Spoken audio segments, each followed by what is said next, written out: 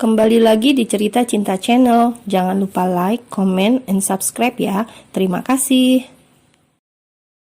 Keesokan harinya, Vicky merasa kepalanya bertambah pusing dan dia merasa badannya sangat lemah.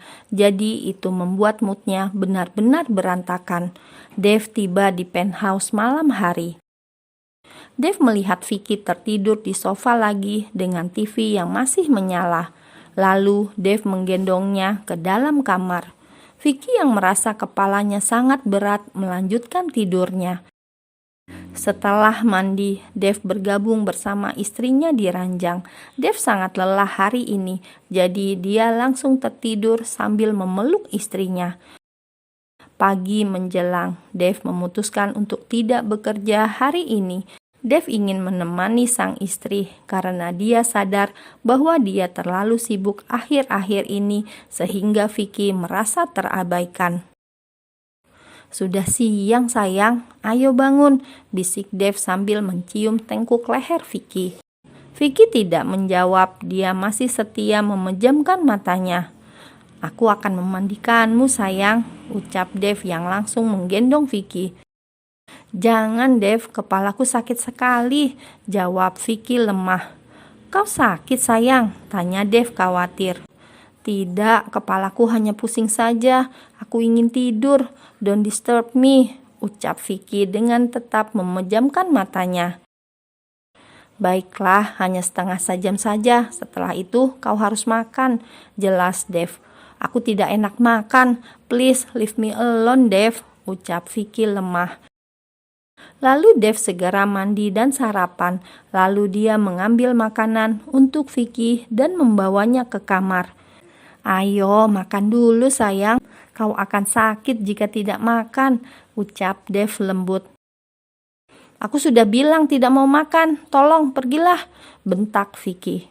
"Kau masih marah padaku? Jangan kekanak-kanakan. Ayo sekarang makanlah," kekeh Dave. Vicky yang dibilang kekanak-kanakan oleh Dave tersulut emosinya.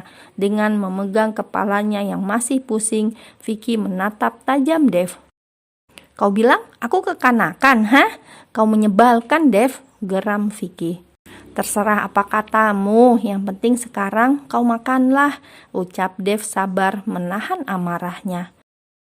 "Aku sudah bilang, aku tidak mau makan Dave, can you hear me?" bentak Vicky dan tanpa sengaja dia menjatuhkan makanannya ke kasur. Dave sudah tidak bisa menahan amarahnya lagi. "Lihatlah, kau membuang-buang makanan Vicky. Tidak salah jika aku menyebutmu kekanakan," geram Dave dan meninggalkan Vicky keluar kamar. Lalu Dave menyuruh Bibi Julie untuk membereskan makanan yang tumpah di atas kasurnya. Dave menenangkan dirinya di ruang kerja. Lebih baik dia menghindari Vicky untuk sementara karena Dave tahu mood Vicky sedang buruk. Vicky yang merasa Dave menghindarinya justru berpikiran bahwa Dave sudah mengabaikannya. Menjelang sore, sakit kepala yang dirasakan Vicky berangsur pulih. Dia tidak melihat Dave dimanapun. Mungkin dia ke kantor menemui mantan tersayangnya, batin Vicky. Vicky mengganti bajunya dan keluar dari penthouse. Dia ingin sekali makan es krim di kafe seberang jalan gedungnya. Vicky berjalan kaki ke kafe itu. Dia memesan es krim coklat porsi jumbo dan itu seketika mengembalikan moodnya yang berantakan hari ini. Dave keluar dari ruang kerjanya. Dia kembali ke kamar untuk melihat keadaan Vicky, tapi Dave tidak melihat Vicky di sana. Dia berkeliling rumah, tapi tetap tidak melihat Vicky. Lalu Dave bergegas keluar dan bertanya pada security. Dan security memberitahu Dave bahwa Vicky sedang pergi ke kafe seberang jalan. Dave menyusul istrinya menuju kafe itu. Dave melihat Vicky sedang memakan es krim berukuran besar, lalu menghampirinya. "Kenapa kau tidak pamit? Aku mencarimu kemana-mana," ucap Dave penuh penekanan, lalu duduk di depan Vicky. "Jangan membuat moodku rusak, Tuan Dave," cuek Vicky dengan tetap memakan es krimnya yang berporsi jumbo. Lihatlah, kau makan seperti anak kecil, ucap Dev sambil mengusap bibir istrinya yang terdapat sisa coklat di bibirnya. Dev hanya melihat Vicky sampai Vicky menghabiskan es krimnya, sedangkan Vicky melihat pemandangan di luar jalan dan menghabiskan es krimnya dengan lahap tanpa memperdulikan Dev. Lihatlah betapa beraninya Vicky mengabaikan suami tampannya itu. Setelah selesai makan es krim, Vicky langsung beranjak dari kursinya dan keluar kafe. Dev menggandeng tangan Vicky dengan erat karena Vicky berusaha melepaskan gandengannya. Vicky berjalan menyusuri jalan yang dipenuhi kafe dan toko itu. Vicky melihat cake yang terpampang di depan etalase toko bakery. Lalu dia masuk dan membeli cake yang diinginkannya dan tentu saja Dev yang membayarnya. Lalu mereka beralih ke toko makanan Korea yang menjual tteokbokki.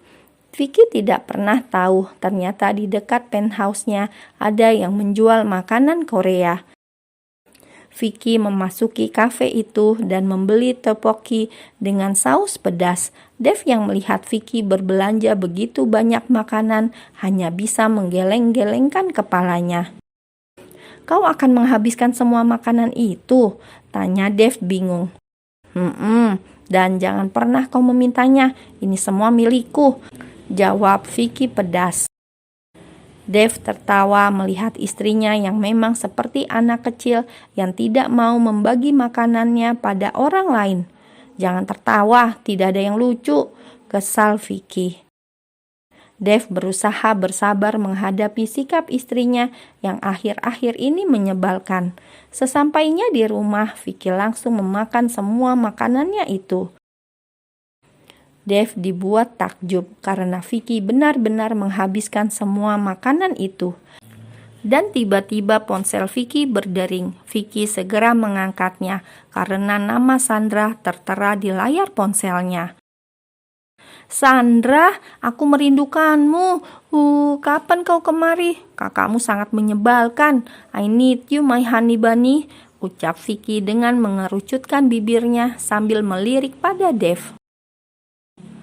Dev yang merasa jadi tertuduh hanya bisa diam dan melanjutkan menonton TV. Vicky mengobrol dengan Sandra di telepon hampir 2 jam.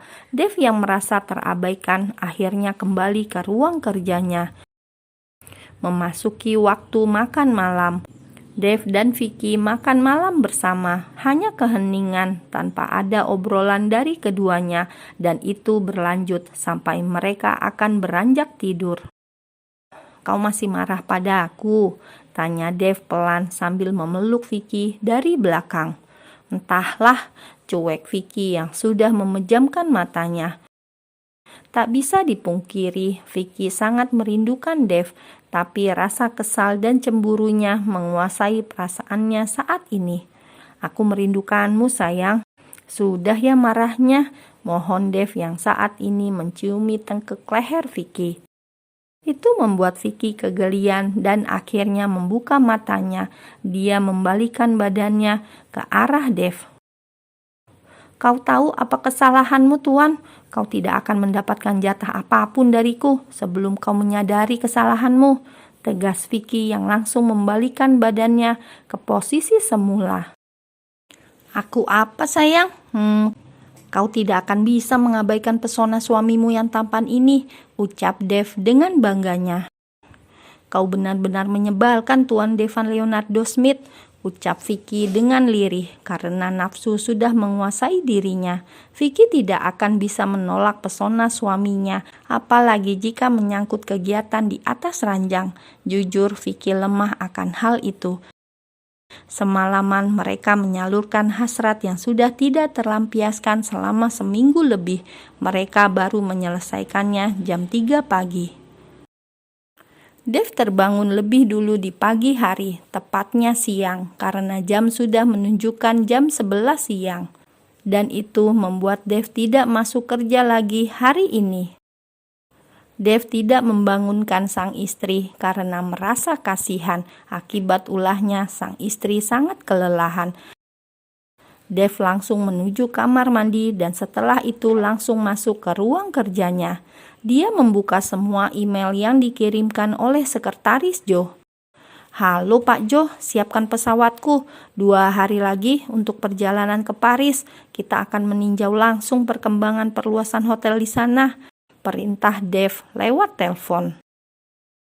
"Baik Tuan, berarti Nona Sienna juga akan ikut?" tanya Pak Joe. "Tentu saja, dia dan sekretarisnya akan ikut dengan kita. Dia yang tahu seluk-beluk perkembangan proyek di sana," tegas Dev. "Baik Tuan," jawab Pak Joe. Dev tahu Vicky tidak akan suka dengan hal ini, tapi Dev ingin Vicky mengerti bahwa yang dia lakukan dengan Sienna semata-mata hanya masalah bisnis. Dev juga merasa Sienna tidak pernah macam-macam padanya. Sienna sangat profesional dan sifatnya sangat dewasa. Dev tidak tahu bahwa Sienna sering memprovokasi Vicky. Sienna tahu bahwa sekretaris Joe sering memotretnya dan Dev diam-diam untuk memberikan laporan pada Vicky dan itu dimanfaatkan oleh Sienna agar Vicky cemburu. Lalu Dev membangunkan Vicky untuk segera makan.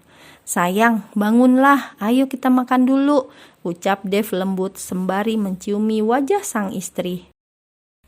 "Mandikan aku," kata Vicky yang masih menutup matanya. "Dengan senang hati sayang," jawab Dev semangat. Dev tidak ingin merusak suasana hari ini. Dia belum ingin memberitahu Vicky tentang kepergiannya bersama Sienna besok ke Paris. Mereka menghabiskan waktu sejam lebih di kamar mandi. Lalu mereka menikmati makan siang yang menjelang sore itu dengan hati senang. Faktanya, semua permasalahan rumah tangga akan cepat terselesaikan di ranjang.